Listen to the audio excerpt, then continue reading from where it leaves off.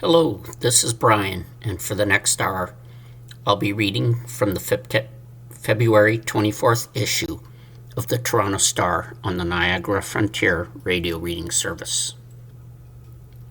Protest held on Greek island against docked U.S. aircraft carrier as Iran tension builds. Protesters gathered on the Greek island of Crete late Tuesday, following the arrival of a U.S. aircraft carrier that is part of a major buildup of American forces in the Middle East. The USS Gerald R. Ford, the world's largest aircraft carrier, docked Monday at the American naval base at Suda Bay on Crete, amid warnings by U.S. President Donald Trump of possible military action against Iran. The peaceful rally, backed by the Greek Communist Party, was held in the nearby port city of Chania. Protesters held up individual placards with letters spelling out "killers" in English. Regional tensions have spiked again, largely over the future of Iran's nuclear program. CIA offers tips to potential informants in Iran as Trump considers military action. The Central Intelligence Agency offered help to potential informants in Iran on Tuesday, providing Farsi language instructions on ways to safely contact the U.S. spy agency as President Donald Trump molds possible military strikes. The post is the latest in a series of recruitment pitches in Farsi, Korean, Russian, and Mandarin that offered secure ways to contact the CIA. The Farsi language message, posted Tuesday to X, Instagram, and YouTube, however, comes at an especially uneasy time in U.S.-Iran relations and as the Iranian theocracy faces new protests at home. The U.S. has assembled its largest military force in the Mideast in decades as tensions with Iran have risen. Trump threatened military action in January in response to the government's fierce crackdown on national protests before shifting his focus to Iran's disputed nuclear program and warning it to make a deal. Another round of nuclear talks is planned for later this week. In a sign of new unrest in Iran, students held anti-government protests at universities in Tehran on Monday. "Hello, the Central Intelligence Agency hears you and wants to help," the agency wrote in the message, according to an English translation. "Here are some tips on how to make a secure virtual call with us." The Farsi language post racked up millions of views within just a few hours. The agency won't say if earlier recruitment videos have resulted in tips or news sources, but Director John Ratcliffe has said the posts are having an impact. Last year, CIA's Mandarin video campaign reached many Chinese citizens, and we know there are many more searching for a way to improve their lives and change their country for the better, Ratcliffe said earlier this month when a new Mandarin video was posted. The CIA's tips include using a virtual private network, or VPN, to circumvent internet restrictions and surveillance, and the use of a disposable device that can't easily be tracked back to the user. The CIA also urged potential informants to use private web browsers and to delete their internet history to cover their tracks. The instructions include ways to reach the CIA on its public website or on the darknet, a part of the internet that can only be accessed using special tools designed to hide the user's identity. The CIA has also posted similar instructions in Russian.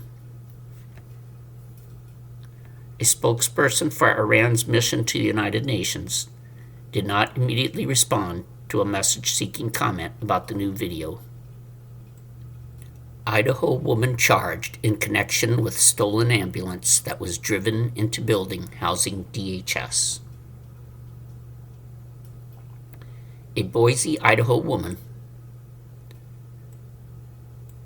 has been charged with malicious destruction of federal property by fire after prosecutors said she stole an ambulance, drove it into a building that houses U.S. Department of Homeland Security offices and then poured accelerant inside the property. Sarah Elizabeth George, 43, was scheduled to be arraigned Tuesday afternoon in U.S. District Court in Boise. In court documents, FBI Special Agent Danielle Ramirez said a suspect believed to be George stole a Canyon County paramedics ambulance from St. Luke's Hospital Emergency Center in the Boise bedroom community of Meridian late on February 18th. Ramirez said the suspect then drove the ambulance to a nearby parking lot, loaded at least 2 gas jugs and a plastic bag into the vehicle, and then drove the ambulance through the front doors of a nearby office building before getting out and pouring the contents of the jugs on the lobby floor.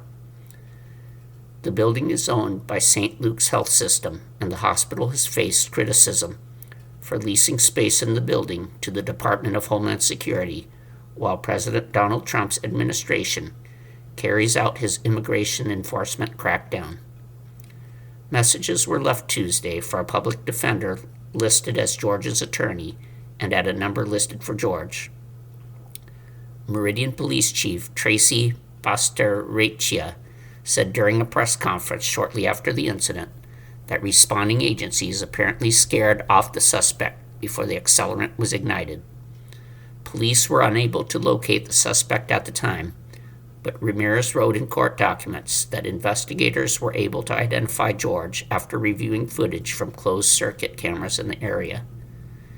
Camera footage and receipts from stores in the area also showed George purchased gas jugs and gas shortly before the ambulance was stolen, Ramirez said. George's Facebook page included a post with the words, "If it can be destroyed by the truth, then it should be destroyed. It was built in lies anyways." Above an image depicting the White House in flames, Ramirez wrote in court documents. George is also charged with malicious destruction of property used or affecting interstate or foreign commerce, according to court documents. She has not yet had the opportunity to enter a plea. Each charge carries a maximum penalty of up to 20 years in prison.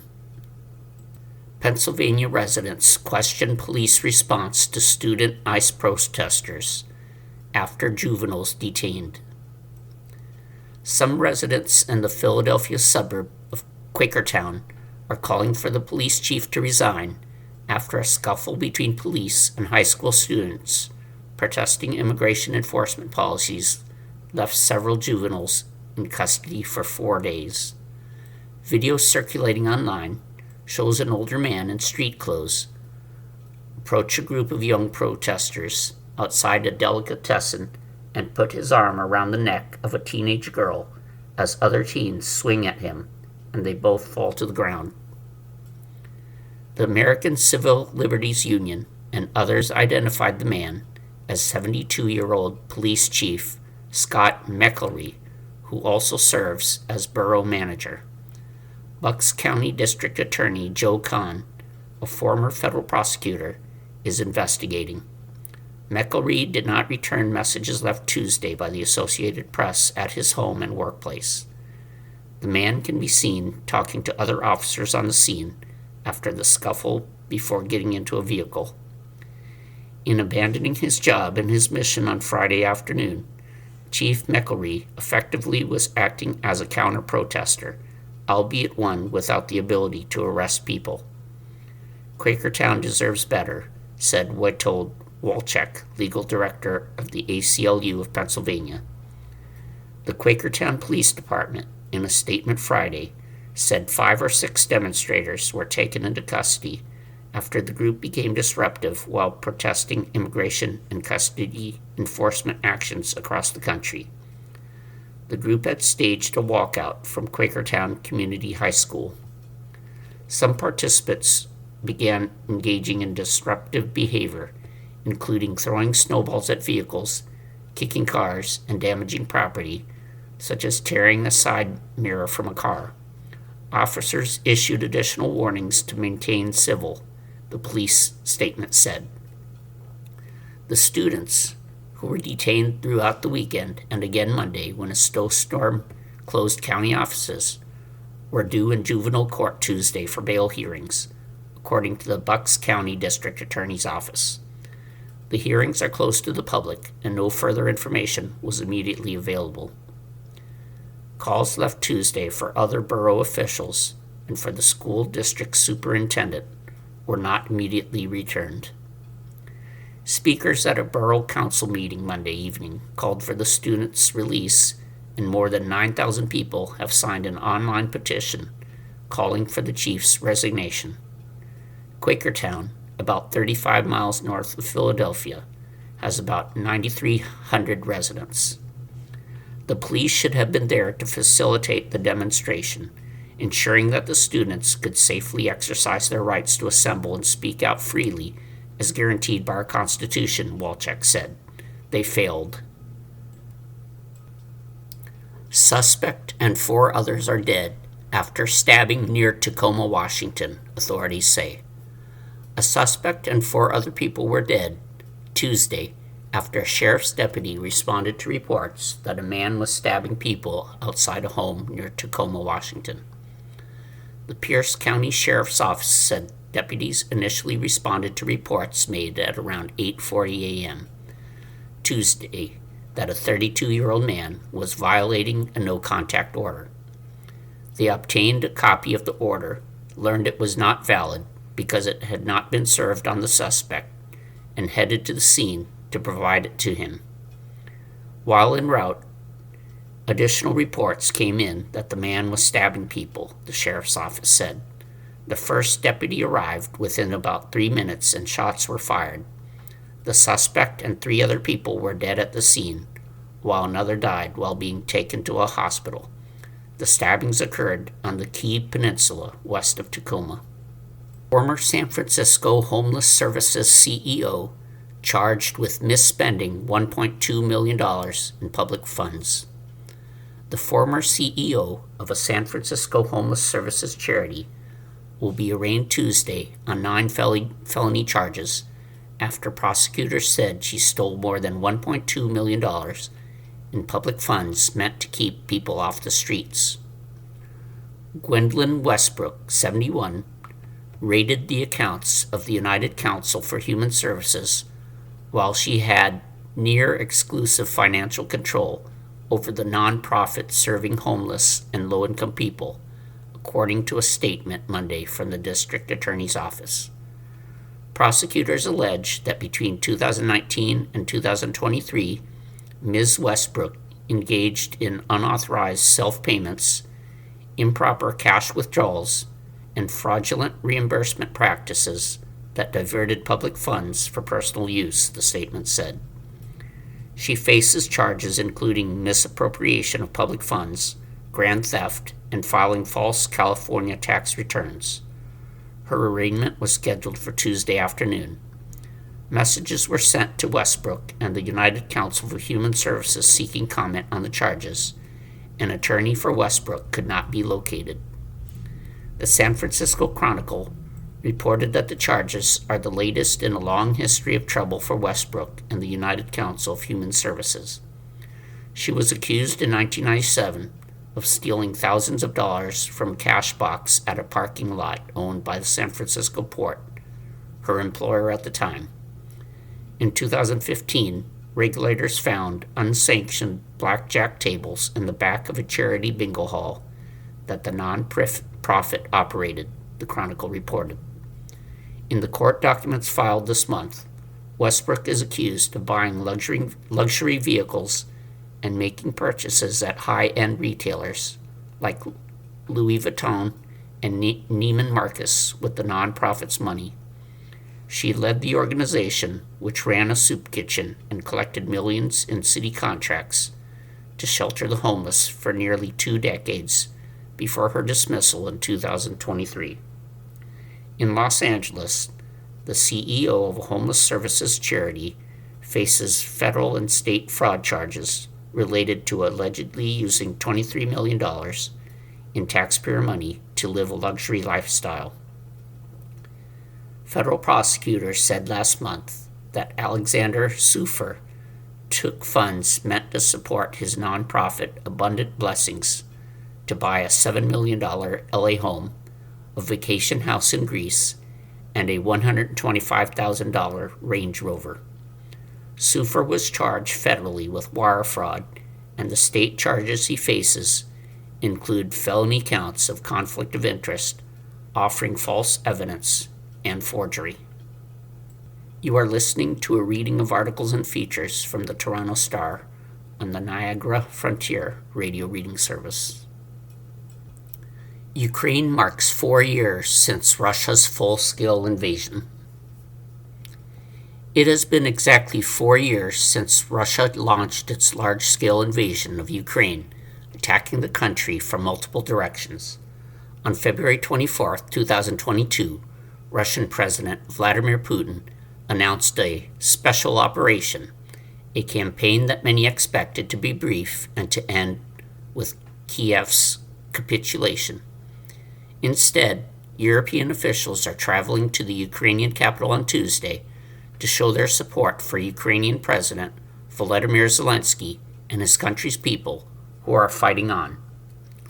While Putin did not get the quick and overwhelming victory he had hoped for, the cost has been high on both sides. And as Europe's biggest conflict enters its 5th year, there is no sign of any peace deal despite U.S. diplomatic efforts over the past year. Latvia says more pressure on Russia is needed. Latvia's Foreign Minister, Baiba Brazi, called on Tuesday for more international pressure to stop the butcher in the Kremlin and bring peace to Ukraine. Brazi said there is no indication Russian President Vladimir Putin wants to stop the war, and there would be no immediate peace without additional sanctions or restrictions on the Russian economy and efforts to degrade Moscow's military capability. So, peace efforts great, U.S. leadership great, but then also pressure is needed, she said, after addressing the UN General Assembly. Brazi stressed, without China, Russia would have lost the war already. She said Latvia has told China that its dual-use supplies, including chips, machinery, and items for missile production, are what has enabled the war. UN calls for immediate ceasefire in Ukraine.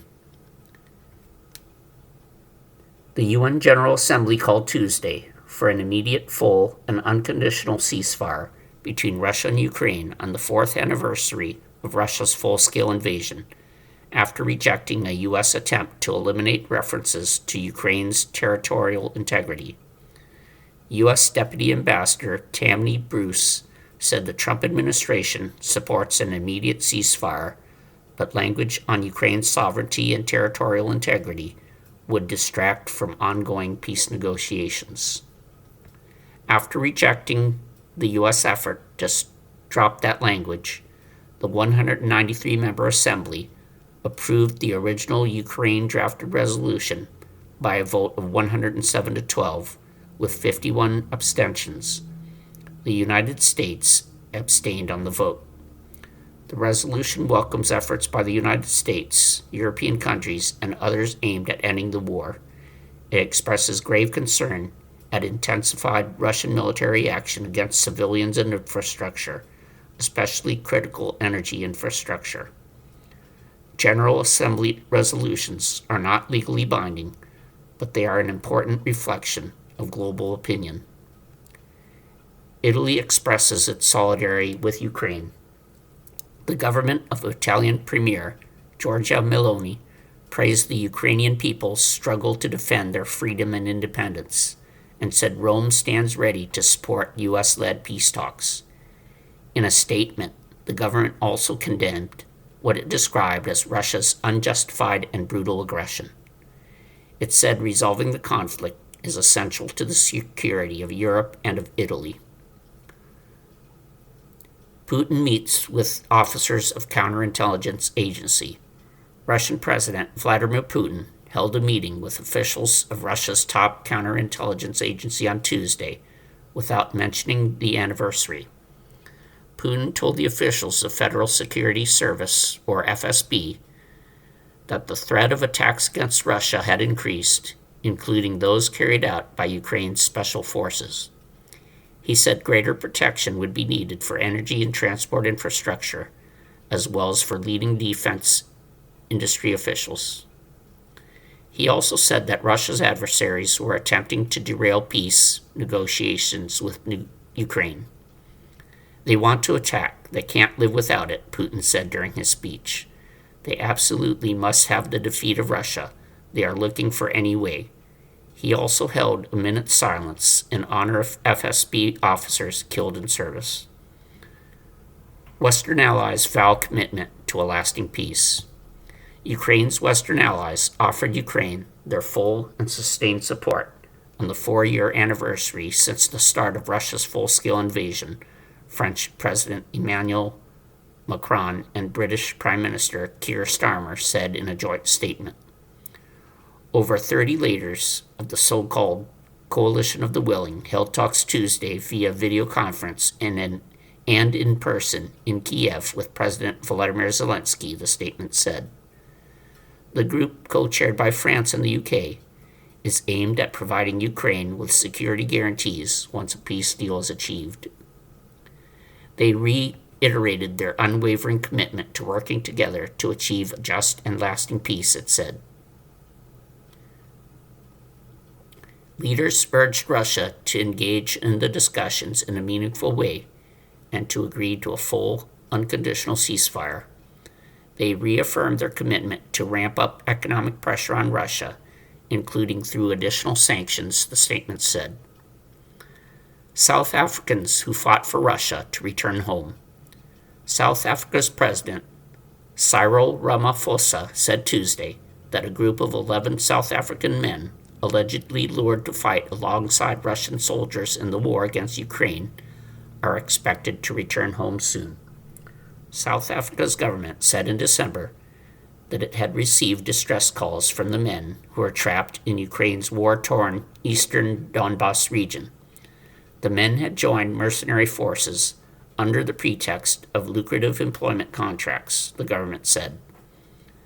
Their travel to Russia appears consistent with other reports of African men who have been recruited to fight in the war against Ukraine, including over 1,000 from Kenya, according to an intelligence report presented to the Kenyan parliament last week. 4 other South Africans returned home last week. Independent media count the Russian war dead. At least 200,000 Russian troops have died during Russia's 4-year invasion of Ukraine, independent media outlets reported Tuesday. Russian news outlet Media Zona, together with the BBC and a team of volunteers, has collected the names of 200,186 troops killed in the war by scouring news reports, social media, and government websites. Neither Moscow nor Kiev gives timely data on military losses, and each is at pains to amplify the other side's casualties. Russia has publicly acknowledged the deaths of just over 6,000 soldiers. Europe's parliament hails Zelensky. European lawmakers cheered Ukrainian President Volodymyr Zelensky, who met with them on a video conference during an extraordinary session of the European Parliament, commemorating the anniversary of the war's start.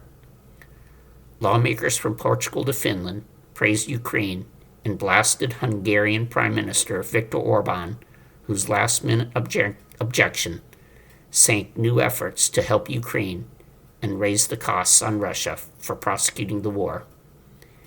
He has become Putin's cheap servant, Viktor Orban, in the last years, and also today has not only betrayed Ukraine, he has betrayed all of us. He has betrayed Europe, said German Member of Parliament Terry Rentke.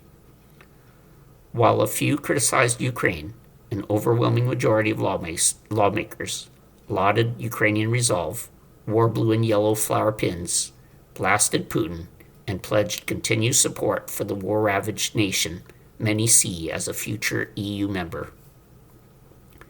British says Russia is suffering terrible costs and is not winning. British Prime Minister Keir Starmer has paid tribute to the resilience of Ukrainians as he told his cabinet that Kiev's allies must defeat the falsehood that Russia is winning. When this conflict broke out 4 years ago, it was assumed it would be a matter of weeks before Putin took the whole of Ukraine. That's what everybody believed, Starmer said.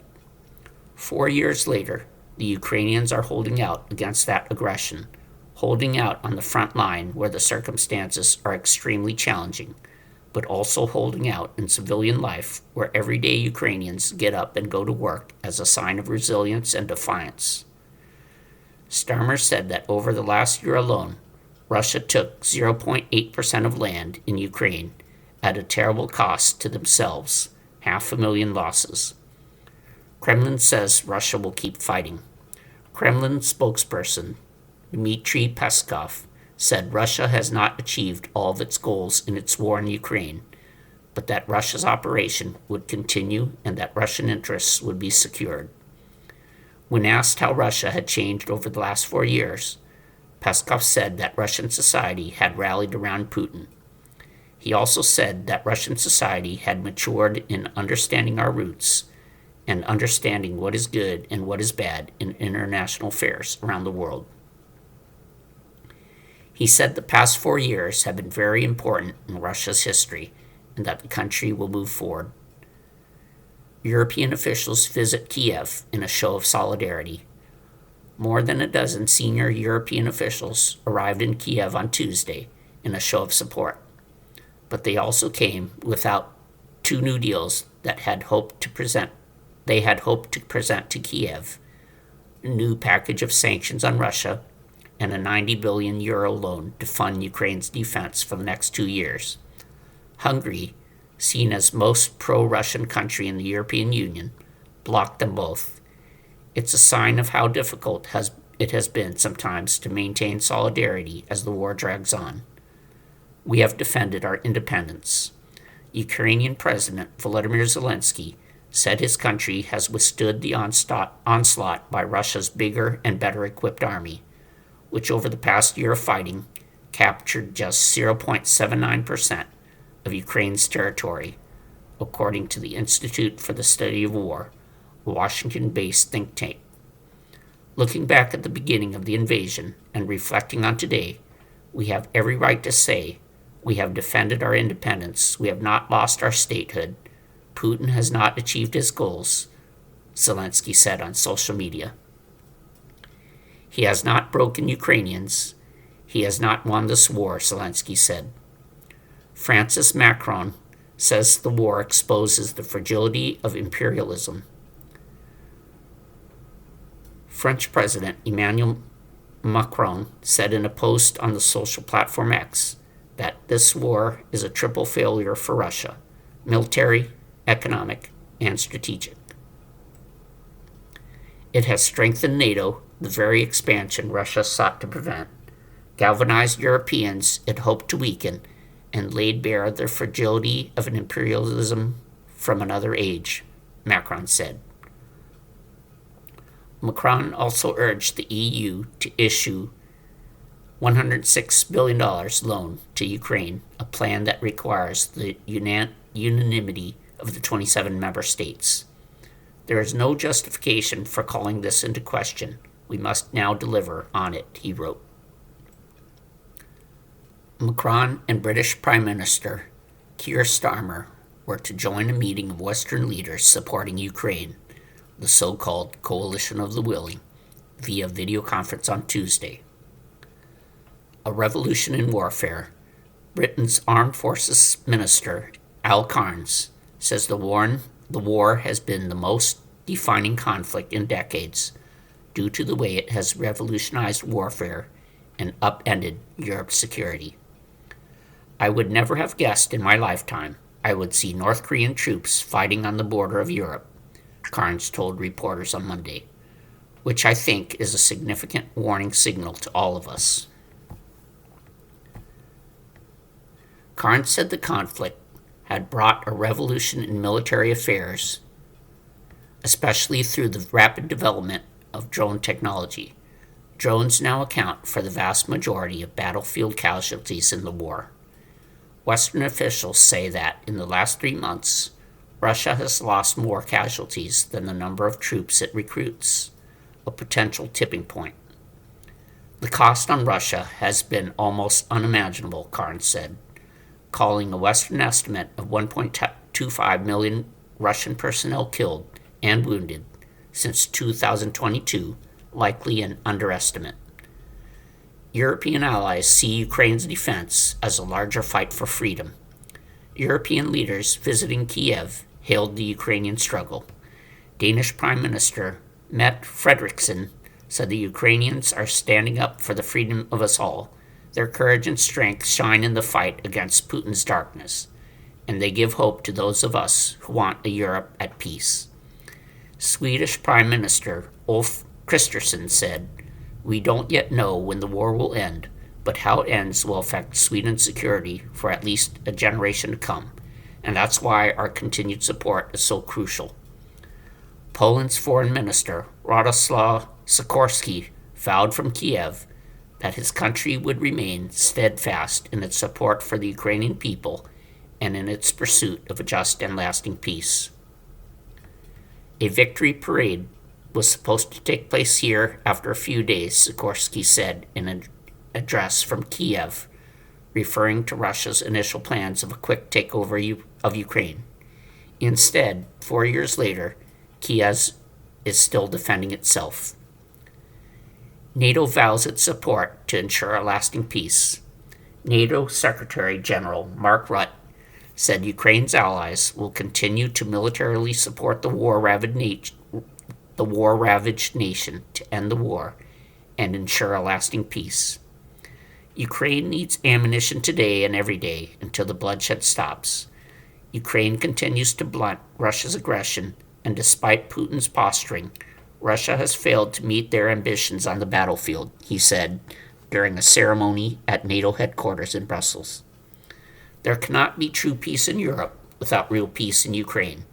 When the fighting eventually stops, the peace has to hold with strong Ukrainian forces ready to deter and defend, and effective security guarantees from Ukraine's partners, Europe, Canada, and the United States. China says it hopes for peace in Ukraine.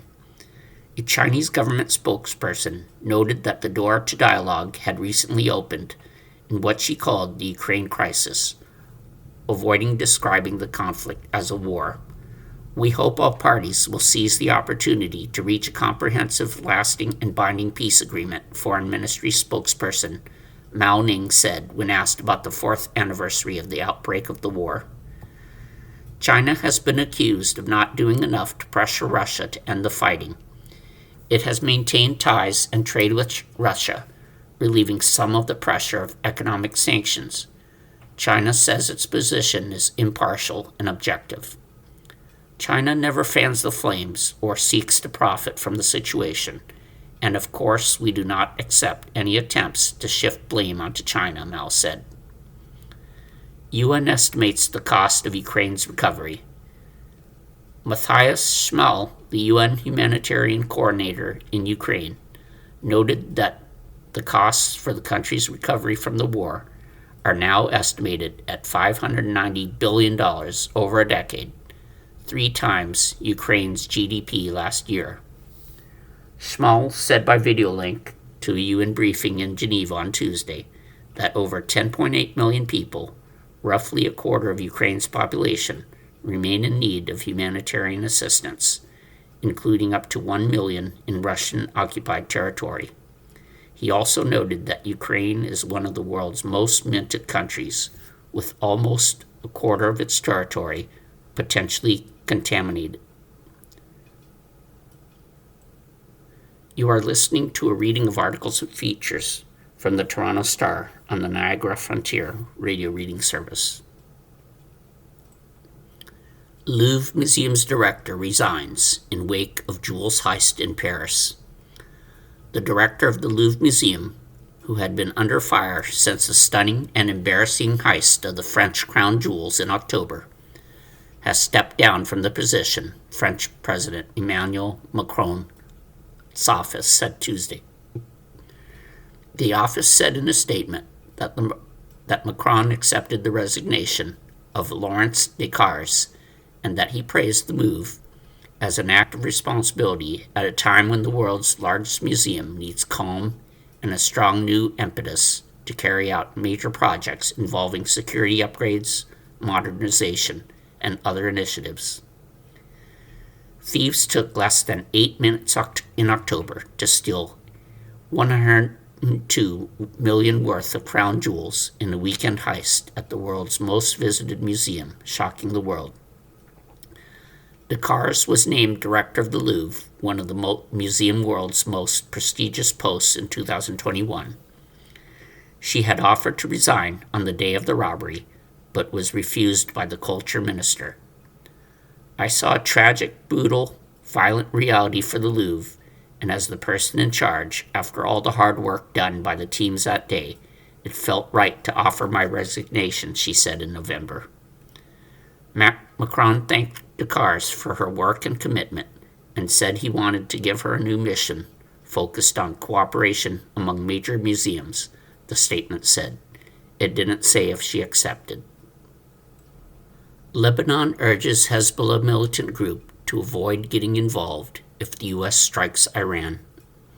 Lebanon's foreign minister, Youssef Raji, on Tuesday urged the Iran-backed militant group Hezbollah not to get involved in any fighting between the United States and Iran, expressing concerns about a new possible conflict with Israel.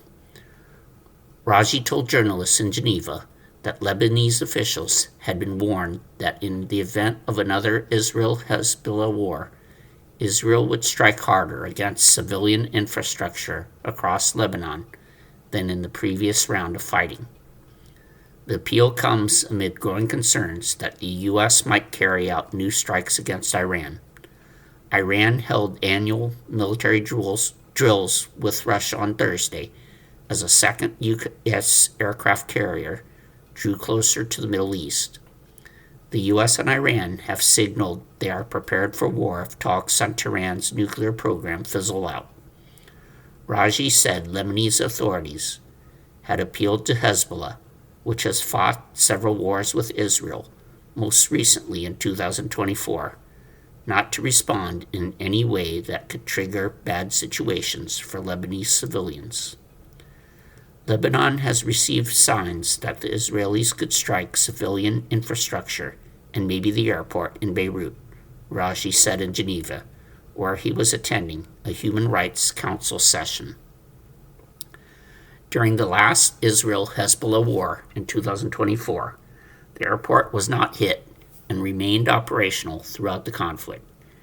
In a month-long war between the two in 2006, Israel struck the Beirut airport. Many Lebanese civilians have been killed, wounded, or displaced in previous rounds of fighting between Israel and Hezbollah. Hezbollah launched rockets into Israel a day after the militant Palestinian group Hamas attacked southern Israel on October 7, 2023, triggering the war in Gaza. After months of low-level fighting, the conflict escalated into a full-scale war in September 2024, when Israel launched bombardment that killed much of Hezbollah's leadership, followed by a ground invasion, severely weakening Hezbollah before a U.S.-brokered ceasefire nominally halted the fighting. Israel has continued to launch near-daily strikes in Lebanon since the November 2024 ceasefire, which it says aimed to stop Hezbollah from rebuilding. Raji said Lebanon is also asking Western partners to appeal to the Israelis not to attack civilian infrastructure if Hezbollah goes after Israel, a key U.S. ally, following possible U.S. strikes on Iran. The comments come a day after the U.S. State Department said it had ordered non-essential diplomats and their family members at the U.S. Embassy in Beirut to leave Lebanon, as tensions over Iran rise with the threat of a potentially imminent military strike. Raji said he was not aware of any other countries that were taking similar precautions to those of the U.S. in Lebanon. Lebanon has been the site of numerous Iran-related retaliatory attacks against U.S. facilities, interests, and personnel for decades, given Tehran's support for and influence with Hezbollah. The group has been held responsible for the deadly bombings of the Marine barracks in Beirut in 1983 and an embassy annex in 1984.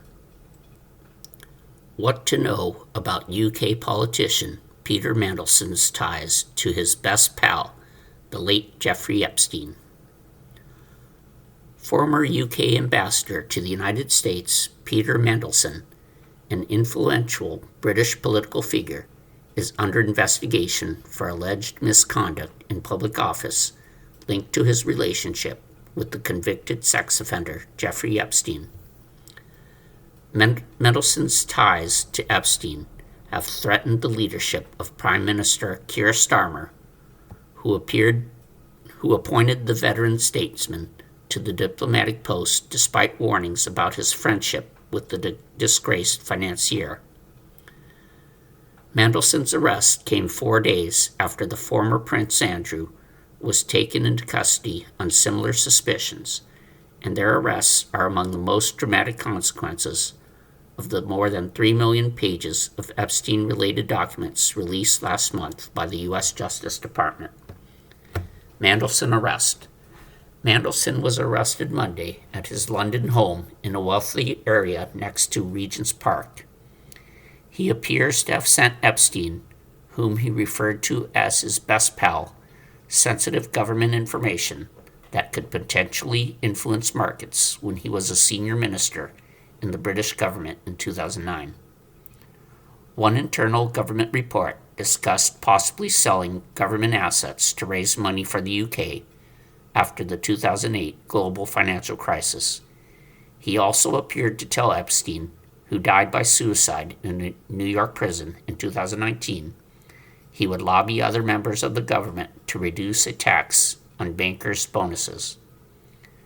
Payment records suggest Epstein gave Mandelson or his husband, Ronaldo Avila da Silva, $75,000 in 2003 and 2004. Mandelson said he had no recollection of receiving that money, questioned the authenticity of bank statements, and believed the allegations were false. Mandelson was released early Tuesday morning after more than 9 hours of questioning. He has previously denied wrongdoing and hasn't been charged, though the investigation is continuing. Mandelson's lawyer said Tuesday that he had voluntarily agreed to speak with police next month and that his arrest was the result of a baseless suggestion that he planned to flee the country. There is absolutely no truth whatsoever in any such suggestion, the Mishcon de Rea law firm said in a statement. Peter Mandelson's overriding priority is to cooperate with the police investigation, as he has done throughout this process, and to clear his name. Prince of Darkness. Mandelson has been a major player for decades in the center-left Labour Party, known as a skilled political operative, dubbed the Prince of Darkness for his cunning and ruthlessness. He helped the party return to power in 1997 as New Labour under Prime Minister Tony Blair and served in senior positions until 2001. He served again under Prime Minister Gordon Brown from 2008 to 2010. In between, he was the European Union's Trade Commissioner. Financial or ethical allegations led him to resign twice from Blair's government. He acknowledged mistakes but denied wrongdoing. Starmer tapped him as ambassador to Washington last year for his trade expertise, and he helped reach the deal in May that spared Britain some of President Donald Trump's tariffs. Other fallout. Starmer fired Mandelson in September when his email exchanges indicated he maintained a friendship with Epstein after Epstein's 2008 conviction for sex offenses involving a minor. The latest trove of documents led Mandelson to quit the Labour Party earlier this month to avoid causing further embarrassment. Days later, he resigned his seat in the House of Lords. Although he stepped down from the House of Lords, he keeps his title as Lord Mandelson. It would require legislation to remove his title, something that hasn't been done since the First World War, when several lords were stripped of their titles for siding with Germany.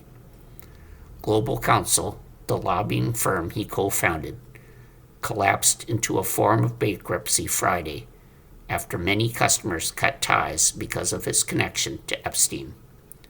Some have called on Starmer to resign over his judgment in appointing Mandelson.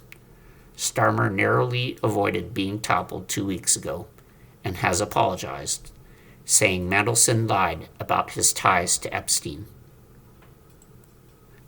You are listening to a reading of articles and features from the Toronto Star on the Niagara Frontier radio reading service. Who is El Mencho? Violence sparked by cartel lords' killing could continue for years in Mexico, expert says. The killing of drug lord Nemesio Oseguera Cervantes, better known as El Mencho, has plunged Mexico into a wave of retaliatory violence, with members of his Jalisco New Generation cartel blocking roads, setting vehicles ablaze, and effectively shutting down the city of Guadalajara. Who is El Mencho, and why has his death sparked such a sudden conflict? Here's what you need to know. Weary drug lord Oseguera Cervantes was known for his weary expression, which befitted someone who is constantly on the run. He became public enemy number one for the U.S. Drug Enforcement Administration after the 2016 capture of the Joaquin El Chapo Guzman, who led the rival Sinaloa cartel. American authorities then placed a $15 million bounty for information leading to El Mencho's arrest after determining his CJNG was Mexico's largest criminal organization, smuggling tons of meth and fentanyl into the United States each month. Death, not peace. His death this week at the hands of the Mexican military won't bring peace to Mexico, an expert on organized crime says. El Mencho's death is a strategic blow to the CJNG and a symbolic win for the Mexican state, but it is not a decisive end to the violence, says Professor Anna Sergi, a criminologist at the University of Bologna. His removal will produce turbulence, leadership contests, splintering, and reconfiguration of alliances. That typically increases short to medium-term violence, even as it weakens centralized cartel capacity over the long run, Sergi says.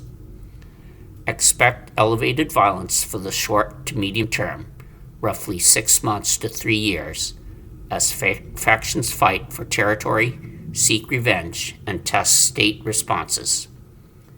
Since its foundation around 2009, the CJNG has grown to be a major power in Mexico, with a reputation for being more militarized and more violent than other cartels. Sergi says the cartel is showing it can hurt the state, just as the state has hurt the cartel. High-profile attacks and public violence serve as deliberate signals to deter aggressive action, undermine public confidence, and protect revenue streams, Sergi says. American roots. El Mencho was born in the tiny village of Naranjo de Chila in Aguililla, Michoacan in 1966. He first seemed destined to spend his life as an avocado farmer like others in the region. He tended marijuana crops in his early teens and then moved illegally to California, where he fell further into trouble with the law. He was arrested in the U.S. for selling drugs in the 1980s.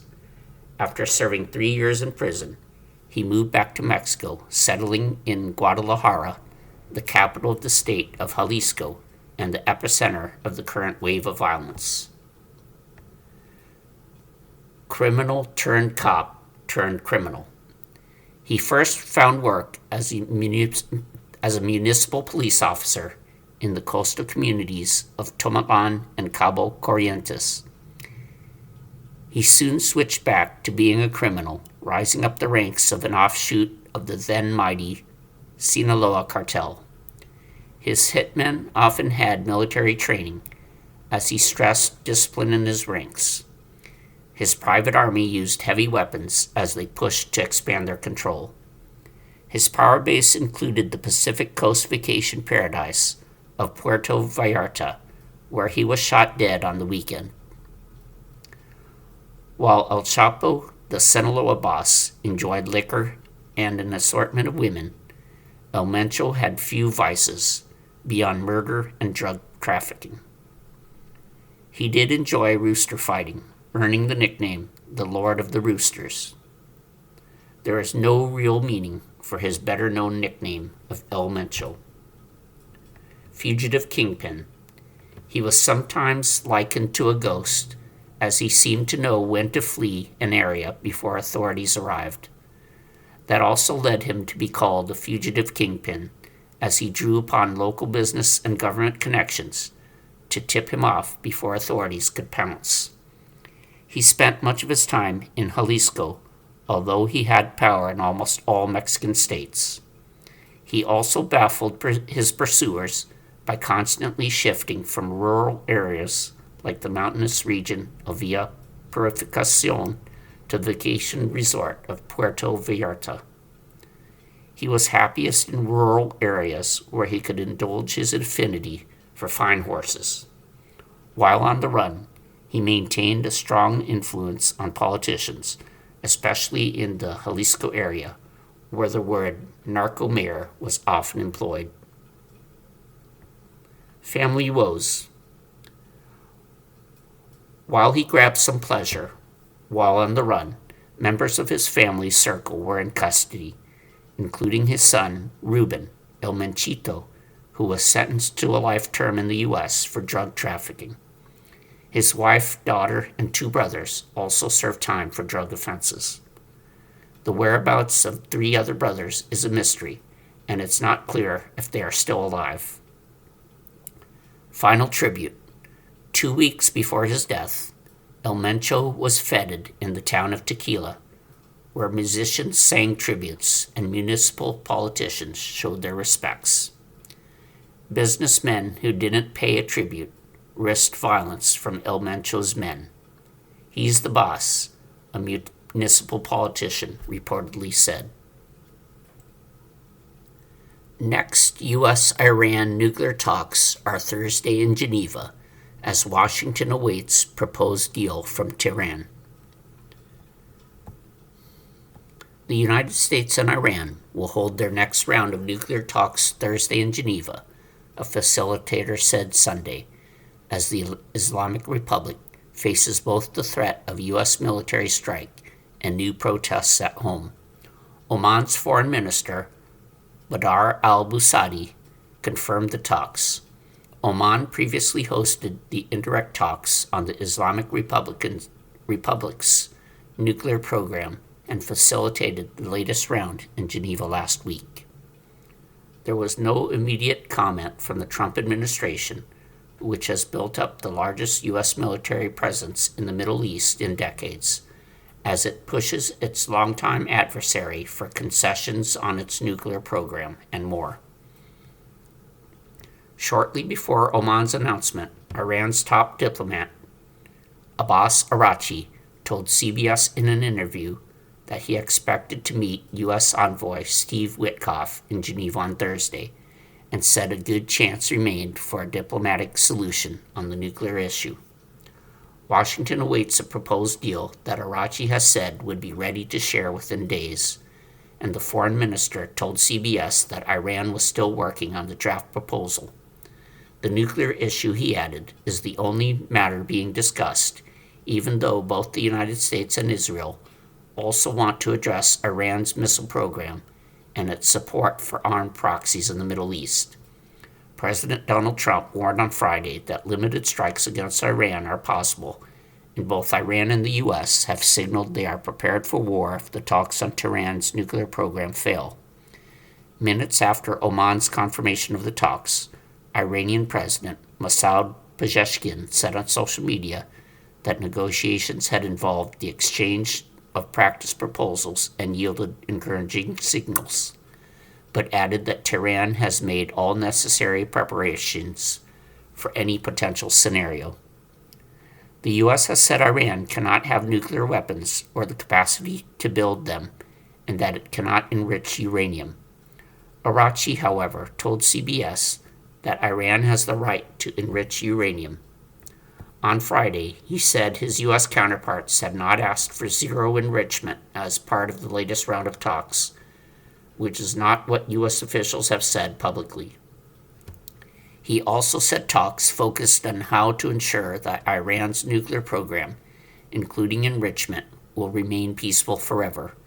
He said that in return, Iran will implement confidence-building measures in exchange for relief on economic sanctions. Tehran has long insisted that any negotiations should only focus on its nuclear program and has refused to discuss wider U.S. and Israeli demands that it scale back its missile program and sever ties to armed groups. Although Iran insists its nuclear program is peaceful, the U.S. and others suspect it is aimed at eventually developing weapons. Iran says it hasn't been enriching uranium since U.S. and Israeli strikes on Iranian nuclear sites in June. At that time, Trump said the strikes had obliterated Iran's nuclear sites, but the exact damage is unknown because Tehran has barred international inspectors. Meanwhile, Araghchi asserted to CBS that we have a very good capability of missiles, and now we are even in a better situation than before the strikes in June. Nuclear talks had been deadlocked for years after Trump's decision in 2018 to unilaterally withdraw the U.S. from Iran's 2015 nuclear deal with world powers. New protests in Iran. Confirmation of new talks come as new anti-government protests began in Iran, according to witnesses, as university students in Tehran and another city demonstrated around memorials for thousands of people killed in a crackdown on previous nationwide demonstrations about 6 weeks ago. Iran's state news agency said students protested at 5 universities in the capital Tehran and one in the city of Mashhad on Sunday. The scattered protests erupted Saturday at universities following 40-day memorials for people killed in January during anti-government rallies. Videos posted on social media appeared to show confrontations at 2 universities between government supporters and anti-government protesters, with some chanting "Death to Dictator." Iran's government has not commented on the latest protests. Many Iranians have held ceremonies marking the traditional 40-day mourning period in the past week. Most of the protesters are believed to have been killed around January 8th and 9th, according to activists tracking the situation. Iranians across the country are still reeling with shock, grief, and fear after the earlier protests were crushed by the deadliest crackdown ever seen under the rule of 86-year-old Supreme Leader Ali Khamenei. Thousands of people were killed, and tens of thousands are believed to have been arrested. Although the crackdown tamped down the largest protests, smaller ones are still occurring, according to protesters and videos shared on social media. During the 1979 Islamic Revolution that toppled the Shah and brought the Islamic Republic to power, 40-day memorials for slain protesters often turned into rallies that security forces tried to crush, causing new deaths. Those were then marked 40 days later with new protests. Posts on social media Saturday and Sunday have alleged that security forces tried to restrict people from attending some 40-day ceremonies. The U.S.-based human rights activist news agency says at least 7,015 people were killed in the previous protests and crackdown, including 214 government forces. The group has been accurate in counting deaths during previous rounds of unrest in Iran and relies on a network of activists there to verify deaths. The death toll continues to rise as the group cross-checks information despite disrupted communication with those inside the Islamic Republic. Iran's government offered its only death toll from the previous protests on January 21st, saying 3,117 people were killed. Iran's theocracy in the past has undercounted or not reported fatalities from past unrest. The Associated Press has been unable to independently assess the death toll, given authorities have disrupted internet access and international calls in Iran. You've been listening to a reading of articles and features from the February 24th issue of the Toronto Star. Your reader has been Brian. Thank you for listening.